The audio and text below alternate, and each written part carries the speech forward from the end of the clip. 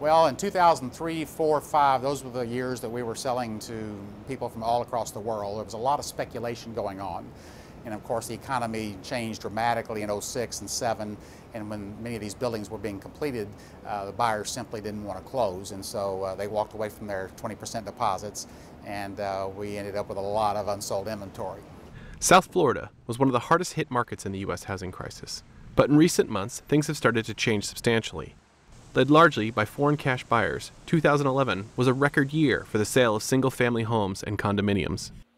Before the crash, 2005 had served as the high watermark with just over 24,000 residential and condominium sales. But in the last 18 months, the Miami market has been reignited, and with 24,929 sales, 2011 set a new sales record. Well, we've been quoted in different periodicals as being the #1 turnaround real estate market in the United States, and we're on just about every top 10 recovery list. Miami 4 years ago had 42,000 properties for sale in the multiple listing system.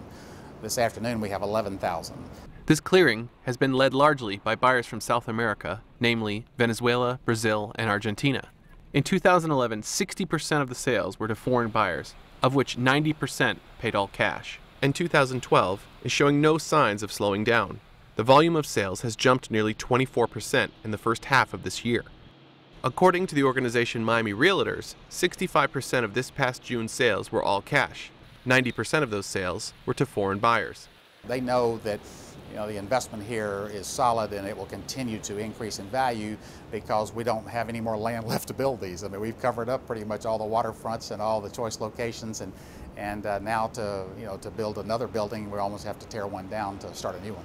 The rapid drop in supply, coupled with a steady increase in price, has created a very competitive buying environment. In many cases, houses and condos will move within a few days of listing. This house was built in 2007. It's an incredible Coral Gables location. Miami real estate agent Carol Smith says this house, which was an all-cash deal, had its first offer within 48 hours after hitting the market. She says she is not surprised by the turnaround. I knew it. I absolutely knew it. I just think we are one of the great cities in the world right now, and I feel like the whole world wants to be here.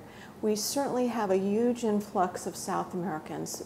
We have Venezuelans and Argentinians and Brazilians who would like to get some of their money out of their country and have it placed in the United States.